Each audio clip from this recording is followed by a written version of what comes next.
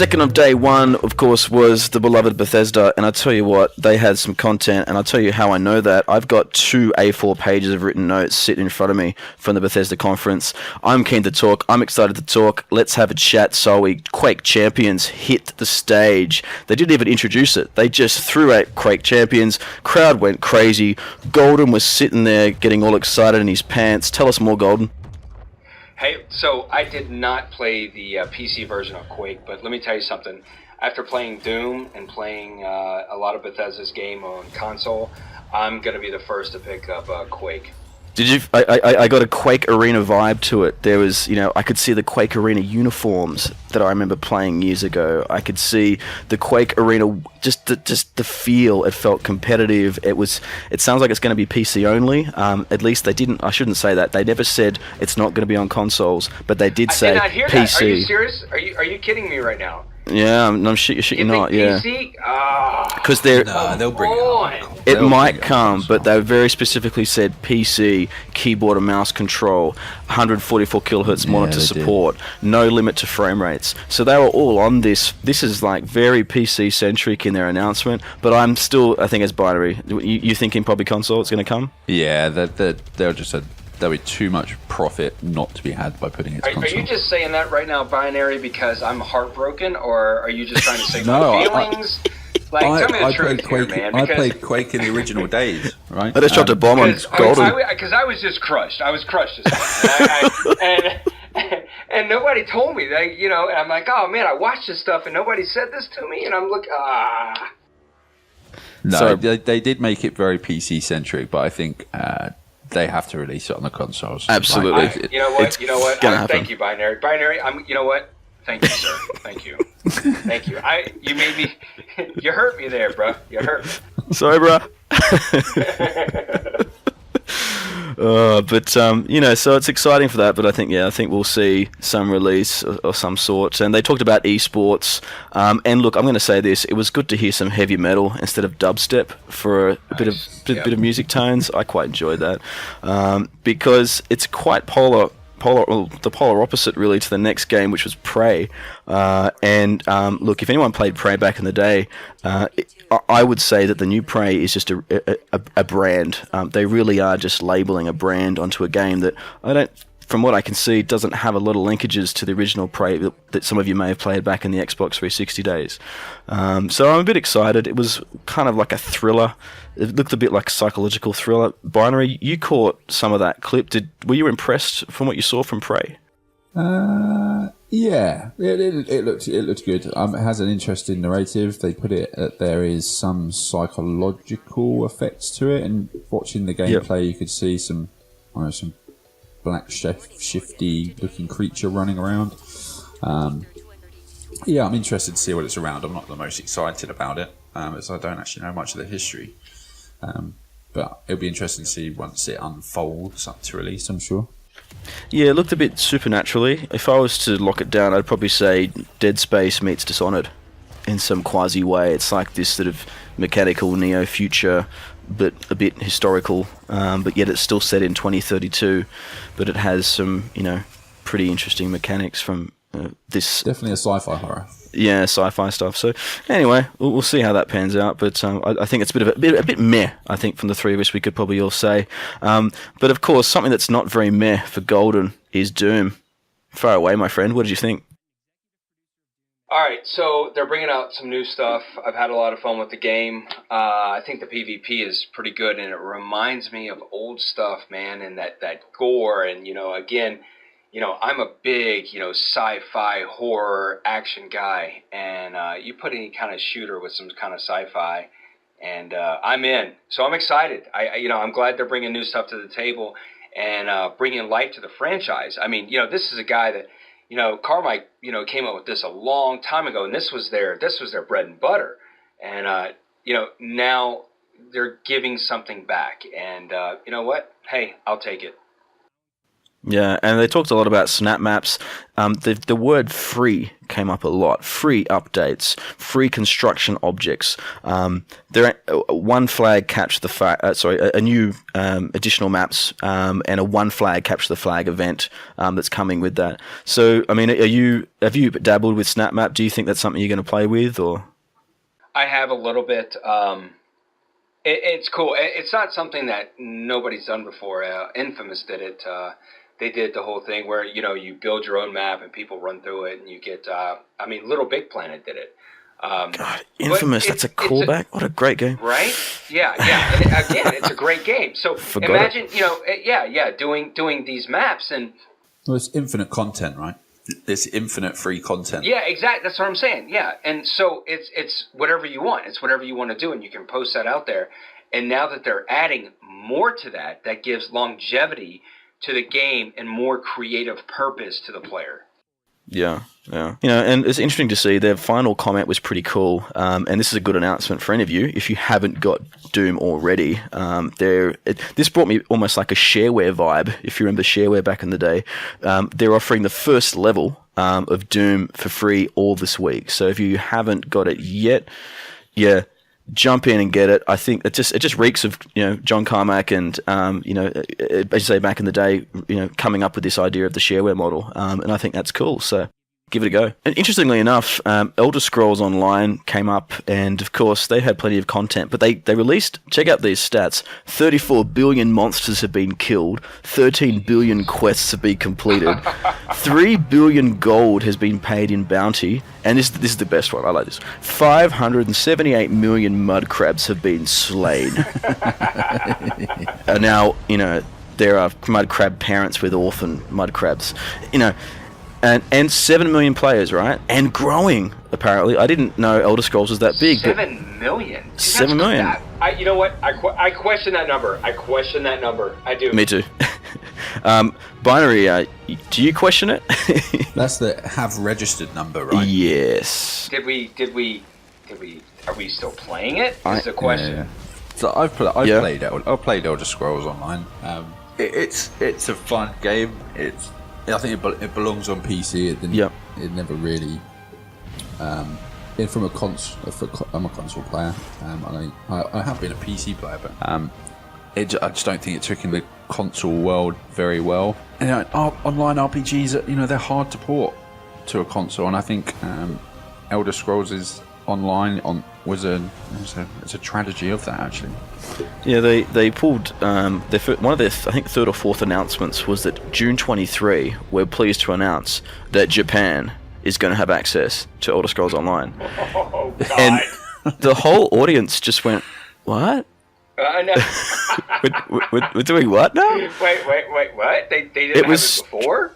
It was strange, yeah. Like it was just more that it was built up as this big new thing, and we're pleased to announce. Yeah. And it was fell flat. But fortunately, after that, they said that the next week, and that's coming next week from today. Dark Brotherhood DLC is coming to the consoles.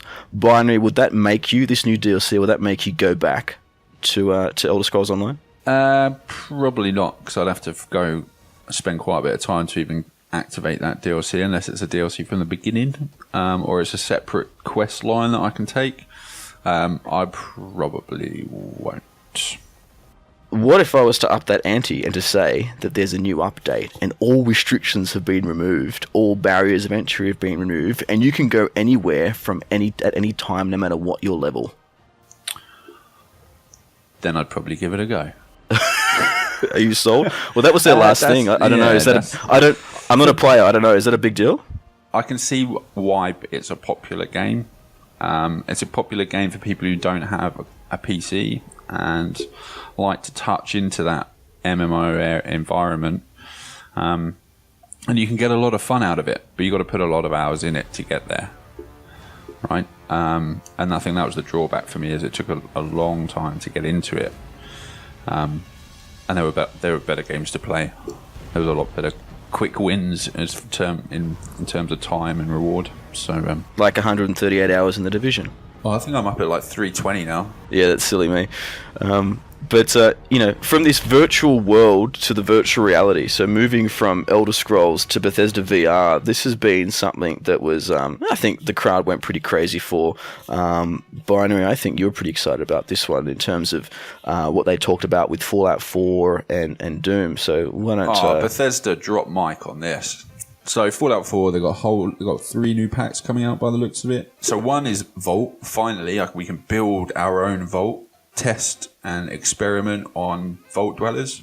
Fantastic. I think that's a Fallout Shelter mobile app inspired because that app did so well, which I have played and have enjoyed. So I'm really excited that they're bringing that into the game. There's also, I'm not sure, it looked like a contraptions workshop where you can build little like marble run style stuff going around. They had conveyor belts and trucks and elevators and sorting machines and guillotines and... It was strange. Starting to rebuild civilization again after dystopia, right? But the real drop mic moment was 2017, HTC Vive, Fallout 4 is coming to VR. Did he say exclusive? Like I thought he said just coming to HTC Vive, but... No. He didn't say exclusive, but he said it's coming on the Vive. So it's platform specific, isn't it? VR. So hands down, that's another reason to buy a PS4, I guess. Imagine looking at your arm and the Pip-Boy, and wow, dude. I'm just thinking. I'm just thinking a club with a load of metal pikes fighting a Deathclaw. Come on, man. That's amazing, dude. But yeah, they've got a couple of games coming to VR, haven't they? So they've got the Fallout 4. They had... what was the other one? Did they say Doom? They did. I thought say they said Doom. Yeah, they did. Did they say Doom? They said Doom in VR. Oh, man. Yeah, they showed like the Doom logo, then the Fallout 4 logo. So yeah, so that is... 2017 is the year of VR, right? Well, look, there was a lot of games on display, and I think that's one thing we can agree. Bethesda showed us a lot, and they certainly showed us a lot of Dishonored 2, and probably it really did take the last... Wow, like I'm talking 20 minutes of the show was almost devoted to this game and gameplay mechanic. It almost was like the type of gameplay video that, like with Battlefield 1, they would show after the conference, yet they did keep it within the conference. I guess this is probably more something that I guess Brian and I have been a bit more excited about. Brian, did you feel that world? Did it look like Dishonored 1? Did it feel like something you want to go back to? Well, it's a new area, isn't it? It's a whole new city. It's on a new engine, a custom engine too. So they're not using. So they've built this from ground up, effectively. The graphics look good. The textures look good.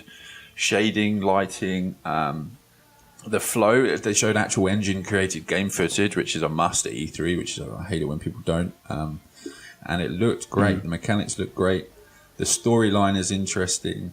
I am looking forward to sinking a couple of 100 hours into it, I hope. Yeah, and to have the two characters, so we've got Corvo and Emily that we can play as now, which is kind of cool. With individual just a simple choice, I guess. Yeah, with individual storylines. So there's replay value straight away, right? Yeah, there's this mystical telepathical powers that have kind of been boosted more from the first game. There's that time travel mechanic. Did you see that? I missed that. I saw the reach out and movement. Oh no, yeah, I did. Where you can go through the dimensions. So you're looking through like a glass thing, and you'd walk through a different. Yeah, I wrote it down. I couldn't describe it. So I wrote this down. I wrote asymmetric time travel because I couldn't think of what to call it. But basically, you've got your device and you like a shard almost on the screen, and you can see what's happening in this castle or wherever it is right now. But around you, you're actually in the past. So you're doing activities in the past in order to work out and solve puzzles in the future, and you're doing that real time. Yeah, that's right. And then you can jump between times too. So you have that like stealth mechanic. So they showed a couple of deaths. It was interesting. I was blown away. So I'm a little bit excited for Dishonored 2. Bleak, disconcerting, and awesome. Do they have a release date? Did you mention a release date? Do they have a release date? They do. Thanks for reminding me. It's November 11th, 2016. Boom. Oh, Christmas time. That is. not far away. Merry Christmas. Go stab people as a thief. Ho, ho, ho. Yeah.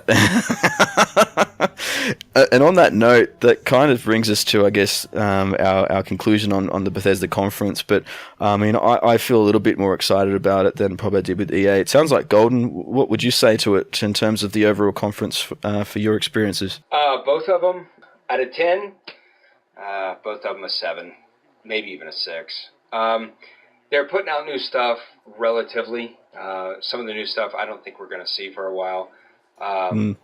Believe it or not, Dishonored, I'm actually kind of excited for because I didn't play the first one, and they're offering the first one with all the content from the first one on the second one. So for all you new players, and from listening to these guys talk, that'd be something you want to pick up, you know. And I think that's a really good thing. But again, you know, come on, Battlefield, you know, let's do this. Bethesda, yeah, you did all right, but, you know, it's not their year. You know what? I'm not hating on them. I'm not saying they're a bad company. I'm not saying that they're shitty. It's just not their year. All they're doing is just revamping some stuff that they had. They're keeping themselves afloat, and, you know, Battlefield 1, give me a shotgun and a shovel, and let's do this. Yeah, I was saying that to Binary before, and I think I said, yeah, for me that the EA did feel like the shareholder convention, like there was more value maybe to a shareholder maybe than to a gamer. But I mean, that's a little bit hard fetched in some cases because I think the sports sections there, you know, the Madden and the FIFA players are going to be a bit excited.